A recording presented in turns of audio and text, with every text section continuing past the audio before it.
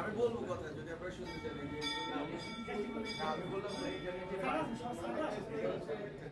সবই যে আমি যদি কোথাও করতেছিলাম ওই ঢাকা ইউনিভার্সিটি একটা এগুলো হচ্ছে মাথার চারপাশে যে অংশটা হচ্ছে ভেঙে যাবে। না, আমার এটা ব্যক্তিগত আগ্রহ থেকে আমি আসছি লক্ষ্মীপুর থেকে ফেরার পথে এটা দেখার জন্য যে আসলে এটা আসলে কেমন শুনছি অনেক দিন আসার সুযোগ হয়নি। আবার মাঝখানে শুনছি বন্ধ হয়ে গেছে, এটা ইন্টারনাল একটা কোন্ডলে। তো আমি দেখতে চাচ্ছিলাম আর কি যে এখানে আসলে কি ধরনের সংগ্রহ আছে এবং আসলে আছে কিনা।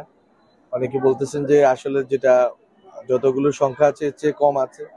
তো দেখলাম এখানে মোটামুটি একটা ভালো সংগ্রহ আছে, কিন্তু পরিস্থিতি খুবই খারাপ, একবারে এগুলো নষ্ট হওয়ার মতো অবস্থা। আশা করবো যে সংস্কৃতি মন্ত্রণালয় দায়িত্ব নিয়ে হচ্ছে স্ক্যানিং, অন্তত ডিজিটাল স্ক্যান করে রাখবে। এখন এটা পুরো প্রিজার্ভেশনের জন্য যে পুরো ইকোসিস্টেম ভবন অথবা এসি লাগে, নির্দিষ্ট তাপমাত্রায় রাখতে হয়, এগুলোর প্রিজার্ভেশনের জন্য আবার ওই নিয়মিত জার পোছ করতে হয়। এটা পান্ডুলিপি এগুলো খুবই ডেলিকেট থিংস, হ্যাঁ সেন্সিটিভ, ফলে এটাকে মানে ওইভাবে রাখতে হয়। আমি মনে করি অন্তত ডিজিটাইজেশনটা যদি হয়ে যায় তাহলে অন্তত একটা কপি আমাদের কাছে সংরক্ষিত থাকে। এটা যাতে সংস্কৃতি মন্ত্রণালয় করে, আমরা কথা বলবো আমি ফারুক ভাইয়ের সাথে। আমি আগে ওনাকে বলছিলাম যে এরকম পুরাতন লাইব্রেরি গুলো অন্তত আমরা কভার করতে হবে ডিজিটাইজেশনে। তো এতটুকু করতে পারি। পরবর্তীতে যদি সুযোগ হয় তাহলে এটা ভবন করা অথবা এটা আলাদা ভবনে এটা নির্দিষ্ট ভাবে এটা সুরক্ষিত রাখা, সেটা আমরা করতে পারি।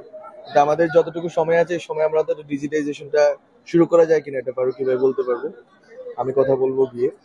আমি দেখলাম এটা আসলে বাংলাদেশের ঐতিহ্যে একটা গুরুত্বপূর্ণ অংশ। বাংলাদেশে বোধহয় এটা থার্ড অথবা ফোর্থ সংগ্রহশালা, পুঁথি সংগ্রহ পাণ্ডুলিপির দিক থেকে ঢাকা বিশ্ববিদ্যালয় বরেন্দ্রের পরে এটা সবচেয়ে বড় সংগ্রহশালা।